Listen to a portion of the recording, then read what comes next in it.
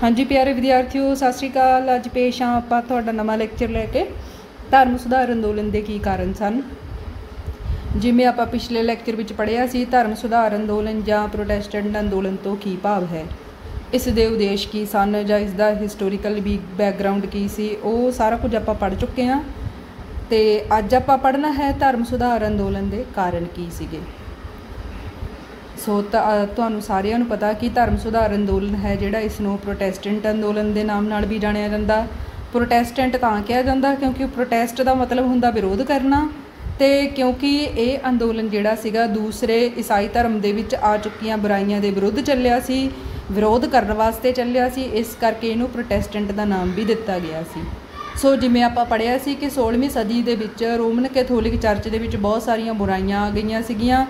सो उस धर्म दे विच आईयां बुराइयां नूं दूर करन वास्ते, उन्हां बुराइयां दे विच सुधार करन लई यूरोपी देशां दे विच एक बहुत महत्वपूर्ण अंदोलन चलिया सी, जिसनूं धर्म सुधार अंदोलन या प्रोटेस्टेंट अंदोलन कहा जाता है। पुनर्जागरण की तरह ही धर्म सुधार अंदोलन कोई एकदम वापर जाण वाली घटना नहीं सी। ये लहर नूं ਚੱਲਣ ਦੇ ਵਿੱਚ तकरीबन 200 साल का समा लग गया। 15वीं सदी के पुनर्जागरण अंदोलन के करके लोगों के विच हर एक गल प्रति शंका पैदा होनी शुरू हो गई। लोग मानवतावादी हो गए, लोगों ने अपने बारे सोचना शुरू कर दिता, लोग भौतिकवादी हो बन गए, मटीरीअलिस्टिक सोच हो गई उन्होंने। इस तरह उन्होंने धर्म सुधार अंदोलन आरंभ करने लई बहुत ज़्यादा उत्साह मिलिया सी। धर्म सुधार अंदोलन मीन पुनर्जागरण तो काफ़ी उत्साह मिलिया सी। धर्म सुधार अंदोलन के बहुत सारे होर भी कारण सन। पुनर्जागरण तो है ही है सी, इस तो इलावा भी होर बहुत सारे कारण सन जिन्होंने अज आप डिटेल दे विच पढ़ांगे। पहले नंबर ते है चर्च विच बुराइयां। चर्च की हुंदी सी ते पोप दे किहड़े-किहड़े अधिकार हुंदे सी, इस बारे आपां डिटेल दे विच काफ़ी कुछ पहला पढ़ चुके हैं। एक राइटर ने, एक पादरी ने स्पष्ट शब्दां दे विच कहा सी, एल्वरो पोलायो उन्हां दा नाम सी, उन्होंने कहा सी कि चर्च उत्ते बघियाड़ां दा कंट्रोल है अते वो ईसाई लोगों का लहू चूसते हैं। इहदा मतलब ये होया कि चर्च के जिहड़े वड्डे अधिकारी हैं वो बिल्कुल बघियाड़ां वर्गे हो गए हैं ते ईसाई लोगों को तंग करते हैं, भाव कि उन्हां दा लहू चूसते हैं। पोप तो लैके पादरियां तो उच्च कोटि के पवित्र जीवन, नैतिक ते सादा जीवन बतीत करन दी आस की जाती सी। आम तौर पर यह नैतिक सिद्धांत हुंदा सी कि ये लोग जिहड़े सादा जीवन बतीत करन, सादा भोजन करन, सादे कपड़े पाउण, अपने कोल इन्हां नूं कोई संपत्ति नहीं रखनी चाहिए, पैसे नहीं रखने चाहिए। लेकिन ये सारे लोग जिन्ने भी चर्च के अधिकारी सीगे उपरों लैके नीचे तक सारे ही लोग जिहड़े सी इन्हां नियमां दी उलंघना कर रहे सीगे। इत्थों तक कि सारे लोग ये जिहड़े धार्मिक अधिकारी सी ये सारे लालची, भ्रिष्टाचारी, दुराचारी, चरित्रहीन हो चुके सीगे। नजायज़ ढंग दे नाल वध तो वध पैसा इकट्ठा करन लग गए। उच्चे दर्जे के पादरी जिहड़े सी उन्हां पैसिਆਂ दे नाल हुण राजियां ते राजकुमारां ते कुलीनां दे वांग रहना पसंद करन लग गए। चर्च की धन दौलत ते लौकिक शक्ति ते पादरियां की लालसा, लापरवाही, अनैतिकता अते अज्ञानता करके ही सधारण लोगों विच जागृति आई कि ये लोग साडे नाल की कर रहे आ, सानू अंध विश्वासां दे विच फसा के आप की है एक बहुत वधिया जीवन बतीत कर रहे आ। दूसरा कारण असीं पढ़ांगे पोप की शक्ति अते इसदा दुरुपयोग करना। हुण पोप कोल किहड़ियां पावर सीगियां ते किवें ओह इन्हां नूं मिसयूज कर रहा सीगा। जिमें आपां पढ़िया सी कि कैथोलिक चर्च का जिहड़ा मुखिया हुंदा सी मेन तौर पर पोप हुंदा सी, उस कोल बहुत सारे अधिकार हुंदे सीगे। पोप की जिहड़ी सिलैक्शन हुंदी सी उहदे लई खास तौर पर एक पादरियां दी एक टीम हुंदी सी जिहनूं कार्डिनल कहा जांदा सी। ये सारे रल के पोप की सिलैक्शन करते सी, चोण करते सीगे। उस तो बाद कैथोलिक चर्च के अंडर जिन्नियां भी चर्चिज़ आउंदियां सी उन्हां दे नाल रिलेटेड कानून बनाउणे, सर्वोच्च न्याय अधिकारी जिहड़ा हुंदा सी जिवें सुप्रीम जज आपां कह सकते हैं, वो भी पोप हुंदा सीगा। चर्च दीयां सारियां गतिविधियां चाहे वो किसी भी कंट्री दे विच रोमन कैथोलिक चर्च के अंडर जिन्नियां भी चर्चिज़ हुंदियां सी उन्हां विच किहड़ियां गतिविधियां होणगियां, उन्हां विच पैसे का काम किवें चलूगा, ये सारा कंट्रोल पोप दे अंडर हुंदा सीगा। पोप जिहड़ा सी वो रोम शहर विच रहिंदा सी ते रोम दे नाल नाल आस पास जिहड़ी पेपल स्टेट हुंदी सीगी उत्थे दा ਉਹ एक तरह ਦੇ ਨਾਲ एक आज़ाद राजे ਦੇ वांग ही रहिंदा सीगा। ਵੱਖ-ਵੱਖ यूरोपी कैथोलिक राज्यां दे ਸਰਵ ਉੱਚ ਅਧਿਕਾਰੀਆਂ ਦੀ, ਮਤਲਬ ਵੱਖ-ਵੱਖ ਜਿਹੜੇ ਯੂਰਪ ਦੇ ਵਿੱਚ ਕਈ ਵੱਖਰੇ ਹੋਰ ਦੇਸ਼ ਸੀਗੇ, ਉਹਨਾਂ ਦੇ ਵਿੱਚ ਵੀ ਜਿਹੜੇ ਵੱਡੇ ਧਰਮ ਅਧਿਕਾਰੀ ਹੁੰਦੇ ਸੀਗੇ ਉਹਨਾਂ ਦੀ ਨਿਯੁਕਤੀ ਕਰਨ ਦਾ ਕੰਮ ਵੀ ਜਿਹੜਾ ਸੀ ਉਹ ਪੋਪ ਆਪ ਹੀ ਕਰਦਾ ਸੀ। ਪੋਪ ਦੇ ਕੋਲ ਇੰਨੀ ਪਾਵਰ ਹੁੰਦੀ ਸੀ ਕਿ ਉਹ ਵੱਖ-ਵੱਖ ਮੁਲਕਾਂ ਦੇ ਰਾਜਿਆਂ ਨੂੰ, ਸਮਰਾਟਾਂ ਨੂੰ ਆਪਣੀ ਮਰਜ਼ੀ ਦੇ ਨਾਲ ਗੱਦੀ ਤੋਂ ਉਤਾਰ ਸਕਦਾ ਸੀ, ਸ਼ਾਸਕਾਂ ਦੇ ਆਦੇਸ਼ਾਂ ਨੂੰ ਰੱਦ ਵੀ ਕਰ ਸਕਦਾ ਸੀ, ਕਿਸੇ ਸਟੇਟ ਦੇ ਸੰਵਿਧਾਨ ਦੇ ਉੱਤੇ ਵੀ ਰੋਕ ਲਗਾ ਸਕਦਾ ਸੀ, ਕਿਉਂਕਿ ਪੋਪ ਜਿਹੜਾ ਸੀ ਉਹ ਪੂਰਨ ਤੌਰ 'ਤੇ ਨਿਰੰਕੁਸ਼ ਹੁੰਦਾ ਸੀਗਾ, ਮਨ ਚਾਹੇ ਢੰਗ ਨਾਲ, ਇਸ ਕਰਕੇ ਕਿਉਂਕਿ ਉਹਦੇ ਕੋਲ ਪਾਵਰ ਬਹੁਤ ਜ਼ਿਆਦਾ ਆ ਗਈ। ਅਤੇ ਜਦੋਂ ਬੰਦੇ ਕੋਲ ਸੱਤਾ ਆ ਜਾਂਦੀ ਆ ਫਿਰ ਨੈਚੁਰਲ ਗੱਲ ਆ ਕਿ ਉਹਦਾ ਮਿਸਯੂਜ਼ ਕਰਨਾ ਸ਼ੁਰੂ ਕਰ ਦਿੰਦੇ ਆ। ਇਸ ਕਰਕੇ ਪੋਪ ਦੇ ਕੋਲ ਇੰਨੇ ਸਾਰੀਆਂ ਪਾਵਰਸ ਆ ਗਈਆਂ ਕਿ ਉਹਨੇ ਆਪਣੀਆਂ ਪਾਵਰਸ ਦਾ ਜਿਹੜੀ ਅਸੀਂ ਉਹ ਗਲਤ ਯੂਜ਼ ਕਰਨਾ ਸ਼ੁਰੂ ਕਰ ਦਿੱਤਾ, ਲੋਕਾਂ ਉੱਤੇ ਅਤਿਆਚਾਰ ਤੇ ਅਨੈਤਿਕ ਕੰਮ ਕਰਨੇ ਸ਼ੁਰੂ ਕਰਤੇ। ਇਸ ਤੋਂ ਇਲਾਵਾ ਕੀ ਕੀਤਾ, ਪੋਪ ਅਤੇ ਜਿੰਨੇ ਵੀ ਉਹਦੇ ਅਧਿਕਾਰੀ ਹੁੰਦੇ ਸੀਗੇ ਉਹਨਾਂ ਨੇ ਲੋਕਾਂ ਕੋਲੋਂ ਨਜਾਇਜ਼ ਢੰਗ ਨਾਲ ਵੱਧ ਤੋਂ ਵੱਧ ਪੈਸਾ ਇਕੱਠਾ ਕਰਨਾ ਸ਼ੁਰੂ ਕਰ ਦਿੱਤਾ। ਉਹਨਾਂ ਨੇ ਕੀ ਕੀਤਾ ਕਿ ਜਿਵੇਂ ਜਿਹੜੀਆਂ ਧਾਰਮਿਕ ਨੌਕਰੀਆਂ ਹੁੰਦੀਆਂ ਸੀਗੀਆਂ, ਪਦਵੀਆਂ ਹੁੰਦੀਆਂ ਸੀ, ਉਹ ਵੇਚਣੀਆਂ ਸ਼ੁਰੂ ਕਰ ਦਿੱਤੀਆਂ। ਇੱਥੇ ਐਗਜ਼ਾਮਪਲ ਆਪਾਂ ਪੜ੍ਹਦੇ ਹਾਂ, ਅਲੈਗਜ਼ੈਂਡਰ 6ਵਾਂ ਇਸ ਨਾਮ ਦਾ ਜਿਹੜਾ ਪੋਪ ਹੁੰਦਾ ਸੀ, ਇਹਨੇ 80 ਜਿਹੜੀਆਂ ਸੀ ਉਹ ਨੌਕਰੀਆਂ ਵੇਚੀਆਂ ਸੀ। ਇਸੇ ਤਰ੍ਹਾਂ ਪੋਪ ਜੂਲੀਅਸ ਦੂਜੇ ਅਤੇ ਇਸੇ ਤਰ੍ਹਾਂ ਲਿਓ 10ਵੇਂ ਨੇ ਆਪਣਾ ਘਰੇਲੂ ਅਮਲੇ ਦੇ ਵਿੱਚ, ਮਤਲਬ ਕਿ ਉਹਦੇ ਘਰ ਦਾ ਕੰਮ ਕਰਨ ਵਾਲੇ ਜਿਹੜੇ ਨੌਕਰ ਹੁੰਦੇ ਸੀ ਉਹਦੇ ਨਾਲ ਰਿਲੇਟਡ ਉਹਨੇ ਨਵੀਆਂ ਪਦਵੀਆਂ ਬਣਾਈਆਂ ਤੇ ਉਹਨਾਂ ਨੂੰ ਹਾਂਜੀ। ਹੁਣ ਅਸੀਂ ਕਰਦੇ ਹਾਂ 3rd ਪੁਆਇੰਟ, ਚਰਚ ਦੀ ਵਿਸ਼ਾਲ ਧਨ ਸੰਪੱਤੀ। ਵੱਖ-ਵੱਖ ਦੇਸ਼ਾਂ ਦੇ ਵਿੱਚ ਚਰਚ ਅਤੇ ਇਸ ਦੇ ਅਧਿਕਾਰੀ ਵਿਸ਼ਾਲ ਧਨ ਸੰਪੱਤੀ ਦੇ ਮਾਲਕ ਬਣ ਗਏ ਸੀ। ਵੱਖ-ਵੱਖ ਮੁਲਕਾਂ ਦੇ ਵਿੱਚ ਇਹਨਾਂ ਕੋਲ ਬਹੁਤ ਸਾਰੀ ਪ੍ਰੋਪਰਟੀ ਹੁੰਦੀ ਸੀ, ਚਰਚ ਦੇ ਅੰਡਰ ਕਿਹਾ ਜਾਂਦਾ ਹੈ। ਜਰਮਨੀ ਦੇ ਵਿੱਚ, ਇਟਲੀ ਵਿੱਚ, ਇਸੇ ਤਰ੍ਹਾਂ ਫਰਾਂਸ ਵਿੱਚ ਅਤੇ ਦੂਸਰੇ ਦੇਸ਼ਾਂ ਦੇ ਵਿੱਚ ਵੀ ਚਰਚ ਦੇ ਕੋਲ ਬਹੁਤ ਸਾਰੀ ਪ੍ਰੋਪਰਟੀ ਸੀਗੀ। ਚਰਚ ਦੇ ਕੋਲ ਇੰਨੀ ਜ਼ਿਆਦਾ ਪ੍ਰੋਪਰਟੀ ਕਿਉਂ ਸੀ? ਕਿਉਂਕਿ ਉਹਨਾਂ ਦੇ ਕੋਲ ਪ੍ਰੋਪਰਟੀ ਦੇ ਜਾਂ ਸੰਪੱਤੀ ਦੇ ਇਕੱਠੇ ਕਰਨ ਦੇ ਬਹੁਤ ਸਾਰੇ ਸਾਧਨ ਸੀਗੇ, ਜਿਵੇਂ ਕਿ ਜਿੰਨੀਆਂ ਵੀ ਈਸਾਈ ਫੈਮਿਲੀਜ਼ ਹੁੰਦੀਆਂ ਸੀ ਉਹਨਾਂ ਦੇ ਕੋਲੋਂ ਵਿਰਾਸਤ ਵਿੱਚ ਮਿਲੀ ਹੋਈ ਸੰਪੱਤੀ ਦਾ ਥੋੜ੍ਹਾ ਜਿਹਾ ਭਾਗ ਹੁੰਦਾ ਸੀ। ਅਸੁਰੱਖਿਆ ਕਰਕੇ ਕਈ ਲੋਕਾਂ ਨੇ ਮਤਲਬ ਥੋੜ੍ਹੇ ਟਾਈਮ ਵਾਸਤੇ ਆਪਣੀ ਸੰਪੱਤੀ ਜਿਹੜੀ ਸੀ ਚਰਚ ਦੇ ਕੋਲ ਰੱਖੀ ਹੋਈ ਹੁੰਦੀ ਸੀ। ਮੰਨ ਲਓ ਜੇ ਉਸ ਬੰਦੇ ਦੀ ਕੋਈ ਡੈਥ ਹੋ ਜਾਂਦੀ ਸੀ ਤਾਂ ਵੀ ਉਸ ਬੰਦੇ ਦੀ ਜਿਹੜੀ ਪ੍ਰੋਪਰਟੀ ਸੀ ਉਹ ਚਰਚ ਦੇ ਅੰਡਰ ਚਲੀ ਜਾਂਦੀ ਸੀ। ਇਸੇ ਤਰ੍ਹਾਂ ਜਿਹੜੇ ਧਰਮ ਯੁੱਧ ਕਰਨ ਵਾਲੇ ਲੋਕ ਹੁੰਦੇ ਸੀ ਉਹ ਵੀ ਆਪਣੀ ਪ੍ਰੋਪਰਟੀ ਨੂੰ ਚਰਚ ਦੇ ਕੋਲ ਵੇਚ ਦਿੰਦੇ ਸੀ ਜਾਂ ਫਿਰ ਗਹਿਣੇ ਰੱਖ ਦਿੰਦੇ ਸੀ, ਉਹ ਵੀ ਬਾਅਦ ਵਿੱਚ ਚਰਚ ਦੇ ਕੋਲ ਚਲੀ ਜਾਂਦੀ ਸੀ। ਚਰਚ ਨੂੰ ਦਿੱਤੀ ਗਈ ਬੰਜਰ ਜ਼ਮੀਨ ਜੋ ਬਾਅਦ ਵਿੱਚ ਖੇਤੀਬਾੜੀ ਦੇ ਯੋਗ ਬਣਾਈ ਗਈ, ਉਹ ਤੋਂ ਵੀ ਆਮਦਨੀ ਹੋਣੀ ਸ਼ੁਰੂ ਹੋ ਗਈ ਚਰਚ ਨੂੰ। ਇਸ ਤੋਂ ਇਲਾਵਾ ਕਿਸਾਨ ਲੋਕ ਜਿਹੜੇ ਹੁੰਦੇ ਸੀ ਉਹ ਆਪਣੀ ਪੈਦਾਵਾਰ ਦਾ 10ਵਾਂ ਹਿੱਸਾ ਜਿਹੜਾ ਜਿਹਨੂੰ ਟਿੱਥੇ ਕਿਹਾ ਜਾਂਦਾ ਸੀਗਾ ਉਹ ਚਰਚ ਨੂੰ ਟੈਕਸ ਦੇ ਰੂਪ ਵਿੱਚ ਦਿੰਦੇ ਸੀਗੇ। ਦੇਖੋ ਚਰਚ ਦੀ ਆਮਦਨੀ ਦੇ ਕਿੰਨੇ ਸਾਰੇ ਸਾਧਨ ਸੀਗੇ, ਲੇਕਿਨ ਚਰਚ ਦੇ ਉੱਤੇ ਕੋਈ ਵੀ ਟੈਕਸ ਨਹੀਂ ਸੀ ਲਗਾਇਆ ਹੁੰਦਾ, ਸਰਕਾਰ ਵੱਲੋਂ ਕੋਈ ਟੈਕਸ ਨਹੀਂ ਸੀਗਾ ਚਰਚ ਦੇ ਉੱਤੇ। ਜਦੋਂ ਚਰਚ ਵਿੱਚ ਭ੍ਰਿਸ਼ਟਾਚਾਰ ਵਧਣ ਕਰਕੇ ਪਾਦਰੀਆਂ ਨੇ ਧਾਰਮਿਕ ਕੰਮਾਂ ਅਤੇ ਗਰੀਬ ਲੋਕਾਂ ਦੇ ਉੱਤੇ ਪੈਸਾ ਖਰਚ ਕਰਨ ਦੀ ਬਜਾਏ ਉਹ ਇੰਨੇ ਸਾਰੇ ਪ੍ਰੋਪਰਟੀ ਜਿਹੜੀ ਇਕੱਠੀ ਹੋ ਚੁੱਕੀ ਸੀਗੀ ਇਹਨੂੰ ਆਪਣੇ ਸਵਾਰਥੀ ਹਿੱਤਾਂ ਤੇ ਐਸ਼ੋ ਆਰਾਮ ਵਾਸਤੇ ਖਰਚਣਾ ਸ਼ੁਰੂ ਕਰ ਦਿੱਤਾ, ਤਾਂ ਲੋਕ ਜਿਹੜੇ ਸੀ ਉਹ ਇਹਨਾਂ ਦੇ ਖਿਲਾਫ ਹੋ ਗਏ ਕਿ ਸਾਡੀ ਪ੍ਰੋਪਰਟੀ ਦਾ, ਸਾਡੇ ਪੈਸੇ ਦਾ ਇਹ ਲੋਕ ਜਿਹੜੇ ਗਲਤ ਯੂਜ਼ ਕਰ ਰਹੇ ਆ। ਉਸ ਤੋਂ ਬਾਅਦ ਹੈ 4th ਪੁਆਇੰਟ, ਧਰਮ ਅਦਾਲਤਾਂ ਤੋਂ ਅਸੰਤੁਸ਼ਟਤਾ ਹੋਣੀ। ਮੱਧਕਾਲ ਦੇ ਵਿੱਚ ਵੱਖ-ਵੱਖ ਯੂਰਪੀ ਦੇਸ਼ਾਂ ਵਿੱਚ ਧਰਮ ਅਦਾਲਤਾਂ ਹੁੰਦੀਆਂ ਸੀਗੀਆਂ। ਮੱਧਕਾਲ ਦਾ ਜਿਹੜਾ ਟਾਈਮ ਹੁੰਦਾ ਸੀ ਤਾਂ ਇਹਨਾਂ ਅਦਾਲਤਾਂ ਦੇ ਵਿੱਚ ਪੋਪ ਵੱਲੋਂ ਲਗਾਏ ਹੋਏ ਜੱਜ ਜਿਹੜੇ ਸੀ ਉਹ ਨਿਆਂ ਦੇਣ ਦਾ ਕੰਮ ਕਰਦੇ ਸੀ। ਗਰੀਬ ਲੋਕਾਂ ਨੂੰ ਇਹਨਾਂ ਅਦਾਲਤਾਂ ਦੇ ਵਿੱਚ ਕੋਈ ਵੀ ਇਨਸਾਫ ਪ੍ਰਾਪਤ ਨਹੀਂ ਸੀ ਹੁੰਦਾ। ਉੱਚੇ ਵਰਗ ਦੇ ਜਿਹੜੇ ਲੋਕ ਹੁੰਦੇ ਸੀ, ਅਮੀਰ ਹੁੰਦੇ ਸੀ, ਉਹਨਾਂ ਕੋਲ ਪੈਸੇ ਹੁੰਦੇ ਸੀ, ਉਹ ਜੱਜਾਂ ਨੂੰ ਜਾਂ ਪਾਦਰੀਆਂ ਨੂੰ ਰਿਸ਼ਵਤ ਦੇ ਕੇ ਆਪਣੀ ਮਰਜ਼ੀ ਦੇ ਅਨੁਸਾਰ ਫੈਸਲਾ ਕਰਵਾ ਲੈਂਦੇ ਸੀ। ਇਸ ਕਰਕੇ ਗਰੀਬ ਲੋਕਾਂ ਨੂੰ ਕੋਈ ਵੀ ਨਿਆਂ ਇਹਨਾਂ ਤੋਂ ਨਹੀਂ ਮਿਲਦਾ ਸੀ। ਕੁੱਲ ਮਿਲਾ ਕੇ ਆਪਾਂ ਕਹਿ ਸਕਦੇ ਹਾਂ ਕਿ ਇਹਨਾਂ ਅਦਾਲਤਾਂ ਦੇ ਜੱਜ ਜਿਹੜੇ ਸੀ ਉਹ ਰਿਸ਼ਵਤਖੋਰ ਹੁੰਦੇ ਸੀ, ਜਿਹੜੇ ਲੋਕਾਂ ਕੋਲੋਂ ਪੈਸੇ ਲੈ ਕੇ ਨਿਆਂ ਕਰਦੇ ਸੀਗੇ ਔਰ ਫਿਰ ਪੈਸੇ ਲੈ ਕੇ ਮਨਮਰਜ਼ੀ ਦੇ ਨਾਲ ਜਿਹੜਾ ਵੀ ਬੰਦਾ ਚਾਹੇ ਉਹਦੇ ਹੱਕ ਵਿੱਚ ਫੈਸਲਾ ਕਰ ਦਿੰਦੇ ਸੀਗੇ, ਜਿਸ ਕਰਕੇ ਆਮ ਲੋਕ ਜਿਹੜੇ ਸੀ ਇਹਨਾਂ ਧਾਰਮਿਕ ਅਦਾਲਤਾਂ ਤੋਂ ਅਸੰਤੁਸ਼ਟ ਹੋ ਗਏ, ਉਹ ਇਹਨਾਂ ਨੂੰ ਖਤਮ ਕਰਨਾ ਚਾਹੁੰਦੇ ਸੀਗੇ। ਉਸ ਤੋਂ ਬਾਅਦ ਨੈਕਸਟ ਹੈ ਪੋਪ ਦੀ ਅੰਤਰਰਾਸ਼ਟਰੀ ਸ਼ਕਤੀਆਂ ਤੇ ਉਸ ਦੇ ਰਾਜਿਆਂ ਦੇ ਨਾਲ ਝਗੜੇ। ਹੁਣ ਪੋਪ ਦੇ ਕੋਲ ਕਿਹੜੀਆਂ ਪਾਵਰ ਸੀਗੀਆਂ ਹੋਰ? ਪੋਪ ਆਪਣੇ ਆਪ ਨੂੰ ਯੂਰਪੀ ਰਾਜਾਂ ਦਾ ਸੰਰਖਿਅਕ ਸਮਝਦਾ ਸੀ। ਉਸਨੇ ਇਹਨਾਂ ਈਸਾਈ ਰਾਜਾਂ ਵਿੱਚ ਆਪਣਾ ਅਸਰਦਾਰ ਕੰਟਰੋਲ ਕਾਇਮ ਕਰਨ ਲਈ ਆਪਣੇ ਬਹੁਤ ਸਾਰੇ ਏਜੰਟ ਰੱਖੇ ਹੋਏ ਹੁੰਦੇ ਸੀ। ਈਸਾਈ ਰਾਜ ਮਤਲਬ ਕਿ ਕਿਉਂਕਿ ਆਪਾਂ ਨੂੰ ਪਤਾ ਕਿ ਵੱਖ-ਵੱਖ ਯੂਰਪੀ ਜਿਹੜੇ ਦੇਸ਼ ਹੁੰਦੇ ਸੀਗੇ ਉਹਨਾਂ ਨੂੰ ਆਪਾਂ ਰਾਜ ਵੀ ਕਹਿ ਸਕਦੇ ਹਾਂ, ਸਟੇਟ ਵੀ ਕਹਿ ਸਕਦੇ ਹਾਂ, ਪ੍ਰਾਂਤ ਵੀ ਕਹਿ ਸਕਦੇ, ਕਿਉਂਕਿ ਦੇਸ਼ ਵਾਲਾ ਵਰਡ ਹੈ ਜਿਹੜਾ ਉਹ ਬਾਅਦ ਵਿੱਚ ਜਾ ਕੇ ਬਣਿਆ। ਪਹਿਲਾਂ ਵੱਖ-ਵੱਖ ਜਿਹੜੇ ਮੁਲਕ ਹੁੰਦੇ ਸੀ ਉਹਨਾਂ ਵਾਸਤੇ ਰਾਜ ਸ਼ਬਦ ਜਾਂ ਸਟੇਟ ਜਾਂ ਪ੍ਰਾਂਤ ਸ਼ਬਦ ਅਕਸਰ ਯੂਜ਼ ਕੀਤਾ ਜਾਂਦਾ ਸੀ। उस समय उन्होंने देश या कंट्री नहीं सी किया जाता। इस करके जदों भी किते राज शब्द आवे तां कन्फ्यूज़ नहीं होना। सो पोप ने ਵੱਖ-ਵੱਖ मुल्कां दे विच अपने एजेंट रखे हुए सी। ਇਹ ਏਜੰਟਾਂ ਦਾ ਕੀ ਕੰਮ ਹੁੰਦਾ ਸੀ, ਵੱਖ-ਵੱਖ मुल्कां दे ਜਿਹੜੇ ਰਾਜੇ ਹੁੰਦੇ ਸੀ ਉਹਨਾਂ ਦੇ ਉੱਤੇ ਪੂਰੀ ਨਿਗਰਾਨੀ ਰੱਖਣੀ ਕਿ पोप ਦੇ ਆਦੇਸ਼ਾਂ ਦੀ ਚੰਗੀ ਤਰ੍ਹਾਂ ਪਾਲਣਾ ਕਰਵਾ ਰਹੇ ਆ ਆਪਣੇ ਸਟੇਟ ਵਿੱਚ, ਆਪਣੇ ਮੁਲਕ ਵਿੱਚ ਜਾਂ ਨਹੀਂ। ਜੇਕਰ ਕੋਈ ਰਾਜਾ पोप ਦੇ ਕਿਸੇ ਵੀ ਆਰਡਰ ਦਾ ਪਾਲਣਾ ਨਹੀਂ ਕਰਵਾ ਰਿਹਾ ਹੈਗਾ ਜਾਂ ਫਿਰ ਉਹ पोप ਦੇ ਵਿਰੁੱਧ ਗੱਲਾਂ ਕਰਦਾ ਆਪਣੇ ਦੇਸ਼ ਦੇ ਵਿੱਚ, ਤਾਂ ਫਿਰ ਐਸੇ ਰਾਜੇ ਬਾਰੇ ਜਦੋਂ ਪਤਾ ਲੱਗਦਾ ਸੀ ਤਾਂ पोप ਐਸੇ ਰਾਜੇ ਨੂੰ ਜਾਂ ਸ਼ਾਸਕ ਨੂੰ ਸਜ਼ਾ ਦੇ ਸਕਦਾ ਸੀ। ਸਜ਼ਾ ਦੇਣ ਵਾਸਤੇ पोप ਦੇ ਕੋਲ 2 ਹਥਿਆਰ ਹੁੰਦੇ ਸੀ। ਆਪਣੇ ਪਹਿਲੇ ਹਥਿਆਰ ਰਾਹੀਂ पोप ਕੀ ਕਰਦਾ ਸੀ ਕਿ ਕਿਸੇ ਵੀ ਈਸਾਈ ਸਟੇਟ ਜਾਂ ਈਸਾਈ ਮੁਲਕ ਦੇ ਵਿੱਚੋਂ ਉਹ ਸਾਰੇ ਚਰਚ ਜਿਹੜੇ ਸੀ ਉਹ ਬੰਦ ਕਰਨ ਦੇ ਹੁਕਮ ਦੇ ਸਕਦਾ ਸੀ।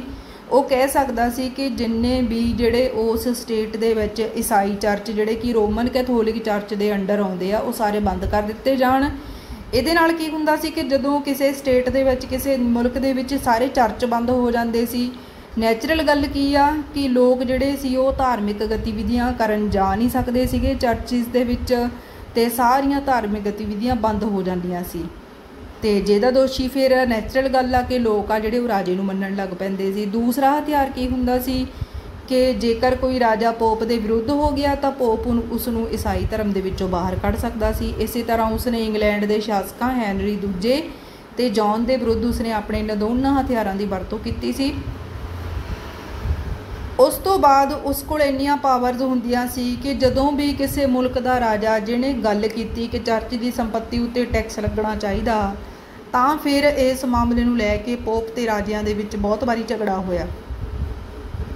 एग्जाम्पल के तौर पर आप समझ सकते हैं कि 13वीं सदी के दूसरे अध में इंग्लैंड ते फ्रांस के बादशाहों का पोप बोनीफेस, उस वेले का पोप जिहड़ा हुंदा सी उहदा नाम बोनीफेस 8वां हुंदा सी। उस समय झगड़ा हो गया जदों इंग्लैंड ते फ्रांस के ये दोने बादशाह ने यह कहा कि चर्च के कोल इन्नी प्रॉपर्टी आ, इहदे उत्ते सरकार वालों कोई टैक्स होना चाहिए। तो उस समय पोप ने ऐलान कर दिता कि किसी भी मुल्क के बादशाह नूं ये अधिकार नहीं हैगा कि वो चर्च के उत्ते टैक्स लगावे। उस तो बाद 1265 दे विच इस तरह उसने अपना एक ऐलान किया कि चर्च की संपत्ति उत्ते टैक्स लगाना गैर कानूनी आ, लेकिन फिर भी इन्हां दोहां देशां दे बादशाहां ने इस ऐलान की कोई परवाह नहीं की। उस तो बाद पोप बोनीफेस बहुत ज़्यादा उदास हो गया। 1303 विच अपमानित होने करके बोनीफेस की मौत हो गई। 1309 ईस्वी विच फ्रांस के बादशाह फिलिप चौथे ने उस समय के पोप क्लेमेंट 5वें नूं रोम नूं छड्ड के एविग्नान विखे जाण लई कहा कि तू अपना ऑफिस उत्थे बना ला जाके, उसनूं मजबूर किया। उस तो बाद 1877 तक ये ऑफिस जिहड़ा सी एविग्नान दे विच ही रहा सीगा पोप दा, ते दोबारा रोम जिहड़ा सी 1877 तो बाद ही आया। पोप के सन्मान नूं एक होर करारी सट्ट उस वेले वजी जदों इस दे छेती मगरों एक दी बजाए 2 पोपां नूं चुनिया गया। 1409 विच फिर तीसरा पोप भी चुन लिया गया। इस घटना नूं महान पश्चिमी फुट कहा जाता जदों लोकां ने 3 पोपां की सिलैक्शन कर लई, भावें कि 1417 दे विच फिर तो दोबारा एक पोप नूं चुनिया गया ते ये फुट जिहड़ी सी वो दूर हो गई। उस तो बाद है नैक्सट पॉइंट यूरोप विच राष्ट्रीय राज्यां दा उत्थान होना। मध्यकालीन युग इस तरह का समा हुंदा सी जदों यूरोप के ਵੱਖ-ਵੱਖ भागां दे विच सामंतवाद का बोलबाला हुंदा सी। राजियां दे अधीन काफ़ी सारे सामंत हुंदे सीगे जिहड़े कि उन्हां दे कंमकार नूं चलाउण विच हैल्प करदे सी। सामंत का मतलब हुंदा छोटे राजे, क्योंकि उस वेले राजे जिहड़े हुंदे सी वो अपने अधिकारी जिहड़े हुंदे सी उन्हां नूं सामंत कहिंदे सी। हौली हौली समा पा के ਵੱਖ-ਵੱਖ देश के बादशाहां नूं जां सम्राटां नूं महसूस होया कि सामंत जिहड़े इन्हां नूं शक्तिहीन कर देना चाहिए। तो उस तो बाद उन्होंने अपनी सारी जिहड़ी सी वो सेंटर दे विच पावर इकट्ठी करनी शुरू कर दी, जिस करके 14वीं सदी के अंत विच यूरोप दे विच इंग्लैंड, फ्रांस, पुर्तगाल, स्पेन, पोलैंड, हंगरी, डेनमार्क ते स्वीडन आदि राष्ट्रीय राज्यों का उत्थान हो गया। इन्हां राज्यों के शासक हुण अपने राज्यों में पोप अते चर्च की वध रही शक्ति के अंत करन बारे सोचण लग पे। फ्रांस, इंग्लैंड ते स्पेन के बादशाह ने 14वीं अते 15वीं सदी विच अजिहा करन दी विच पहल की। उन्होंने पोप दे इन्ने ज़्यादा ਚਰਚ ਦੀ ਸੰਪत्ति ਉੱਤੇ ਟੈਕਸ ਲਗਾਉਣ, ਆਪਣੇ ਦੇਸ਼ਾਂ ਵਿੱਚ ਪਾਦਰੀਆਂ ਦੀਆਂ ਨਿਯੁਕਤੀਆਂ 'ਤੇ ਕੰਟਰੋਲ ਕਾਇਮ ਕਰਨ, ਪੋਪ ਦੀ ਰਾਜਨੀਤੀ ਵਿੱਚ ਨਜਾਇਜ਼ ਦਖਲਅੰਦਾਜ਼ੀ ਨੂੰ ਰੋਕਣ ਲਈ ਪੋਪ ਨੂੰ ਧਨ ਰਾਸ਼ੀ ਭੇਜਣ ਦੀ ਪ੍ਰਥਾ, ਪੋਪ ਦੇ ਈਸਾਈ ਰਾਜਾਂ ਵਿੱਚ ਚਰਚ ਨੂੰ ਬੰਦ ਕਰਨ ਦੇ ਆਦੇਸ਼, ਪੋਪ ਦੇ ਕਿਸੇ ਵੀ ਈਸਾਈ ਰਾਜ ਦੇ ਸ਼ਾਸਕ ਨੂੰ ਛੇਕ ਦੇਣ ਦੇ ਆਦੇਸ਼ ਦੇ ਅਧਿਕਾਰਾਂ ਨੂੰ ਅਨੁਚਿਤ ਦੱਸਿਆ। ਇਹਨਾਂ ਮੁਲਕਾਂ ਦੇ ਬਾਦਸ਼ਾਹਾਂ ਨੇ, ਕਿਹੜੇ ਮੁਲਕਾਂ ਦੇ ਬਾਦਸ਼ਾਹ ਸੀ? ਫਰਾਂਸ, ਇੰਗਲੈਂਡ ਤੇ ਸਪੇਨ। ਇਹਨਾਂ ਨੇ ਕਿਹਾ ਕਿ ਪੋਪ ਦੇ ਆਹ ਸਾਰੇ ਜਿੰਨੇ ਵੀ ਅਧਿਕਾਰ ਆਪਾਂ ਹੁਣੇ ਪੜ੍ਹ ਕੇ ਹਟੇ ਆ ਵੀ ਇਹ ਸਾਰੇ ਕੀ ਆ, ਗਲਤ ਆ, ਇਹ ਨਹੀਂ ਹੋਣੇ ਚਾਹੀਦੇ। ਰਾਸ਼ਟਰੀ ਰਾਜਾਂ ਦੇ ਵਿੱਚ ਇਹਨਾਂ ਨੇ ਆਪਣੇ ਆਪਣੇ ਮੁਲਕਾਂ ਵਿੱਚ ਇੰਗਲੈਂਡ, ਸਪੇਨ ਤੇ ਫਰਾਂਸ ਨੇ ਪੋਪ ਨੂੰ ਇੱਕ ਵਿਦੇਸ਼ੀ ਕਰਾਰ ਦੇ ਦਿੱਤਾ। ਉਹਨਾਂ ਨੇ ਕਿਹਾ ਕਿ ਉਸ ਦੇ ਅਧਿਕਾਰ ਵਿੱਚ ਜਿਹੜੀ ਕੈਥੋਲਿਕ ਚਰਚ ਆ ਉਹ ਇੱਕ ਗੈਰ ਰਾਸ਼ਟਰੀ ਸੰਸਥਾ ਆ, ਇਹ ਕੋਈ ਰਾਸ਼ਟਰੀ ਸੰਸਥਾ ਨਹੀਂ ਹੈਗੀ। ਉਸ ਤੋਂ ਬਾਅਦ ਨੈਕਸਟ ਪੁਆਇੰਟ ਅਸੀਂ ਪੜ੍ਹਦੇ ਹਾਂ ਕਿ ਧਰਮ ਸੁਧਾਰ ਅੰਦੋਲਨ ਦੇ ਵਿੱਚ ਮੱਧ ਵਰਗ ਦਾ ਕੀ ਯੋਗਦਾਨ ਸੀ।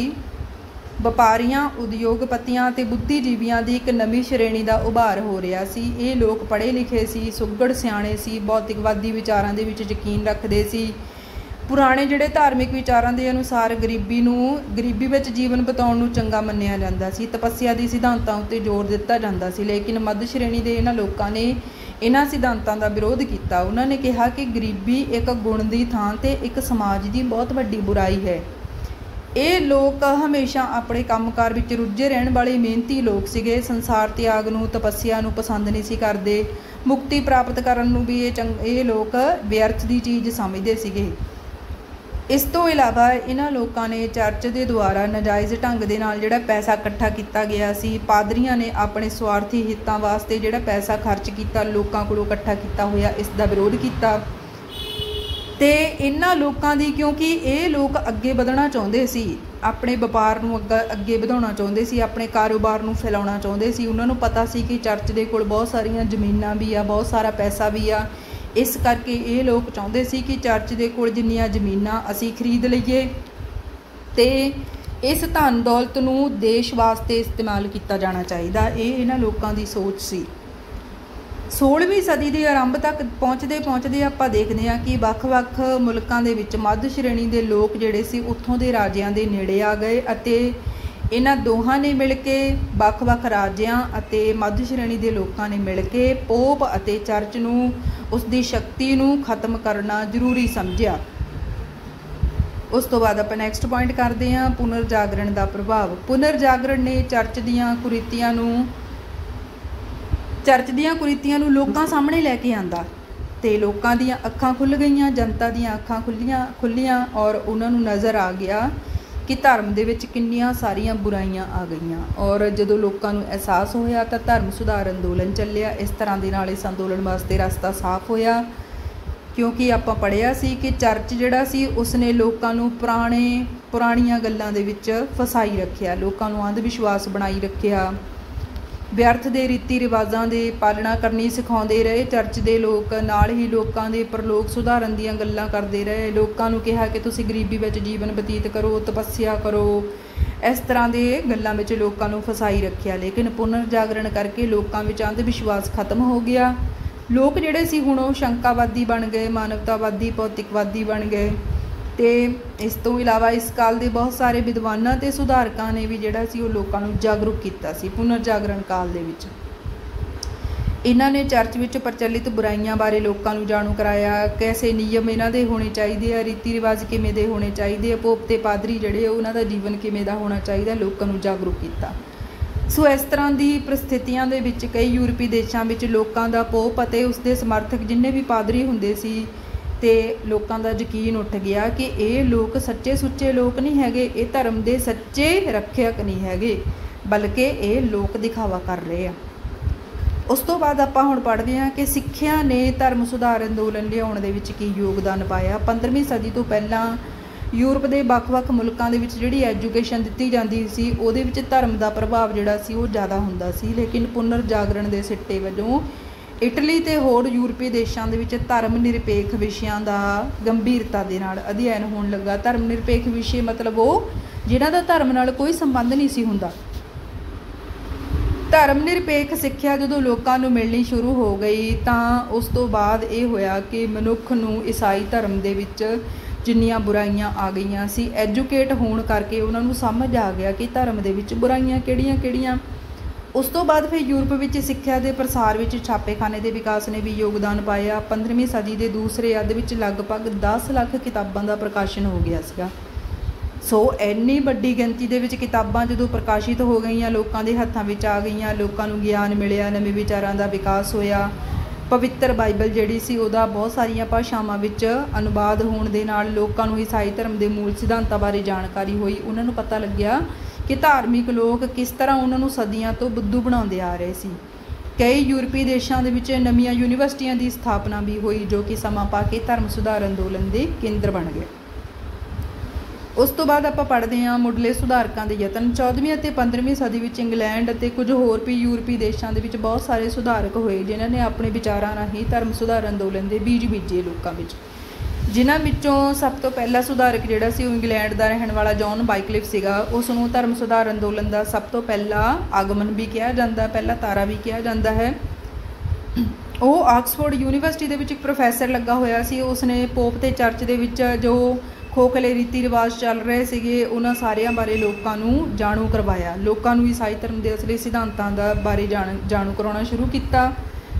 ਉਸਦੇ ਚਰਚ ਵਿਰੋਧੀ ਵਿਚਾਰਾਂ ਕਰਕੇ ਪੋਪ ਦੇ ਆਦੇਸ਼ ਅਨੁਸਾਰ ਜੌਨ ਬਾਈਕਲਿਫ ਨੂੰ ਈਸਾਈ ਧਰਮ ਦੇ ਵਿੱਚੋਂ ਬਾਹਰ ਕੱਢ ਦਿੱਤਾ ਗਿਆ। ਉਸ ਤੋਂ ਬਾਅਦ ਉਸਦੇ ਬਹੁਤ ਸਾਰੇ ਚੇਲੇ ਹੋਏ ਜਿਹੜੇ ਕਿ ਉਸ ਦੀਆਂ ਸਿੱਖਿਆਵਾਂ ਨੂੰ ਲੋਕਾਂ ਤੱਕ ਪਹੁੰਚਾਉਂਦੇ ਰਹੇ, ਜਿਨ੍ਹਾਂ ਵਿੱਚੋਂ ਬੋਹੇਮੀਆ ਦਾ ਰਹਿਣ ਵਾਲਾ ਇੱਕ ਜੌਨ ਹਸ ਉਸਦਾ ਬਹੁਤ ਪ੍ਰਸਿੱਧ ਚੇਲਾ ਸੀ ਜੌਨ ਬਾਈਕਲਿਫ ਦਾ। ਇਹ ਉਸਨੇ ਆਪਣੇ ਟੀਚਰ ਦੀਆਂ ਸਿੱਖਿਆਵਾਂ ਨੂੰ ਲੋਕਾਂ ਵਿੱਚ ਹਰਮਨ ਪਿਆਰਾ ਬਣਾਉਣ ਲਈ ਬਹੁਤ ਜ਼ਿਆਦਾ ਯਤਨ ਕੀਤੇ, ਲੇਕਿਨ ਪੋਪ ਦੇ ਕਹਿਣ ਉੱਤੇ ਜੌਨ ਹਸ ਨੂੰ ਵੀ ਈਸਾਈ ਧਰਮ ਦੇ ਵਿੱਚੋਂ ਬਾਹਰ ਕੱਢਿਆ ਗਿਆ ਤੇ ਜੌਨ ਹਸ ਨੇ ਗੁੱਸੇ ਵਿੱਚ ਆ ਕੇ ਪੋਪ ਦੇ ਇਸ ਆਦੇਸ਼ ਪੱਤਰ ਨੂੰ ਸਾੜ ਦਿੱਤਾ।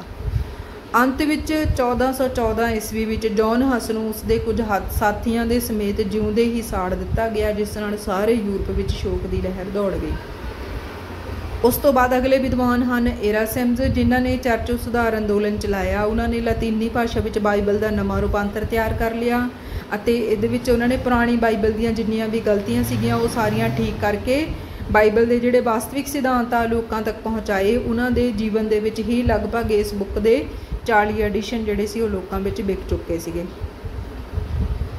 ਸੋ ਇਹਦੇ ਵਿੱਚ ਉਹਨਾਂ ਨੇ ਚਰਚ ਵਿੱਚ ਫੈਲੀਆਂ ਹੋਈਆਂ ਨੈਤਿਕ ਤੇ ਭ੍ਰਿਸ਼ਟਾਚਾਰੀ ਪ੍ਰਥਾਵਾਂ ਦਾ ਸਾਹਸ ਅਤੇ ਨਿਡਰਤਾ ਦੇ ਨਾਲ ਖੰਡਨ ਕੀਤਾ। ਇਸ ਪੁਸਤਕ ਨੇ ਚਰਚ ਦੇ ਵਿੱਚ ਆਈਆਂ ਹੋਈਆਂ ਬੁਰਾਈਆਂ ਬਾਰੇ ਖੁੱਲ੍ਹ ਕੇ ਗੱਲ ਕੀਤੀ ਔਰ ਇਸ ਨੇ ਕੈਥੋਲਿਕ ਚਰਚ ਦੀਆਂ ਜੜ੍ਹਾਂ ਨੂੰ ਹਿਲਾ ਕੇ ਰੱਖ ਦਿੱਤਾ, ਜਿਸ ਨਾਲ ਪੋਪ ਦੇ ਪ੍ਰਭਾਵ ਤੇ ਪ੍ਰਤਿਸ਼ਠਾ ਨੂੰ ਕਰਾਰੀ ਸੱਟ ਵੱਜੀ। ਇਹ ਪੁਸਤਕ ਇੰਨੀ ਜ਼ਿਆਦਾ ਹਰਮਨ ਪਿਆਰੀ ਹੋਈ ਕਿ ਬਾਈਬਲ ਤੋਂ ਬਾਅਦ ਇਸ ਨੂੰ ਦੂਸਰਾ ਸਥਾਨ ਪ੍ਰਾਪਤ ਹੋਇਆ। ਇਸ ਤਰ੍ਹਾਂ ਸਮੂਹਿਕ ਰੂਪ ਵਿੱਚ ਆਪਾਂ ਕਹਿ ਸਕਦੇ ਹਾਂ ਕਿ ਮੁੱਢਲੇ ਸੁਧਾਰਕਾਂ ਦੇ ਯਤਨਾਂ ਤੇ ਕੁਰਬਾਨੀਆਂ ਦੇ ਕਰਕੇ ਜਿਹੜਾ ਸੀ ਧਰਮ ਸੁਧਾਰ ਅੰਦੋਲਨ ਨੂੰ ਲਿਆਉਣ ਵਿੱਚ ਸਫਲਤਾ ਮਿਲੀ।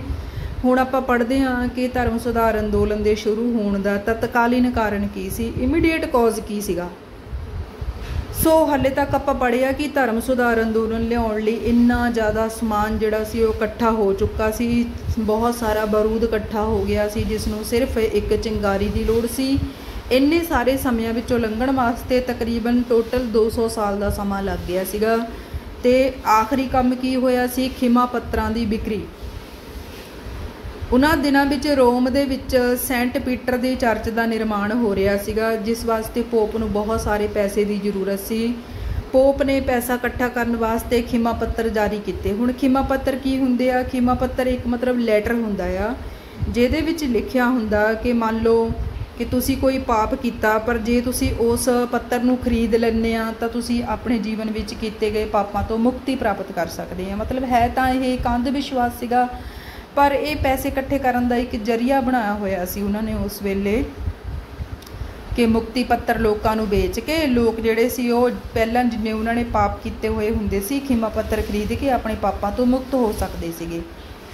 ਟੈਡਜ਼ਲ ਨਾਮ ਦਾ ਇੱਕ ਪਾਦਰੀ ਜਿਹੜਾ ਸੀ ਇਹ ਖਿਮਾ ਪੱਤਰਾਂ ਨੂੰ ਵੇਚਦਾ ਹੋਇਆ 1517 ਦੇ ਵਿੱਚ ਜਰਮਨ ਦੇ ਵਿੱਚ ਵਿਟਨਬਰਗ ਦੇ ਵਿੱਚ ਪਹੁੰਚਿਆ ਤਾਂ ਉੱਥੋਂ ਦਾ ਪ੍ਰੋਫੈਸਰ ਮਾਰਟਿਨ ਲੂਥਰ ਇਸ ਅਧਿਆਤਮਿਕ ਸੌਦੇ ਦਾ ਵਿਰੋਧ ਕੀਤੇ ਬਿਨਾਂ ਨਾ ਰਹਿ ਸਕਿਆ, ਕਿਉਂਕਿ ਉਸ ਨੂੰ ਤਾਂ ਪਹਿਲਾਂ ਹੀ ਚਰਚ ਵਿੱਚ ਪ੍ਰਚਲਿਤ ਸਾਰੀਆਂ ਬੁਰਾਈਆਂ ਬਾਰੇ ਜਾਣਕਾਰੀ ਸੀ।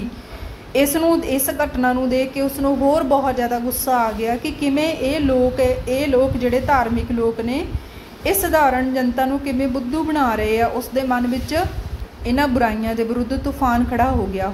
हुण उसने इन्हां खिमा पत्तरां की बिक्री के विरुद्ध एक तरह के नाल विद्रोह कर दिता।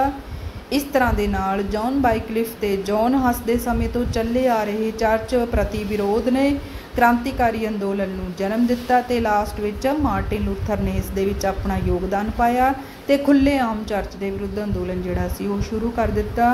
सो ये सी अज दा अपना टॉपिक। सो धन्नवाद सारिआं दा बहुत बहुत।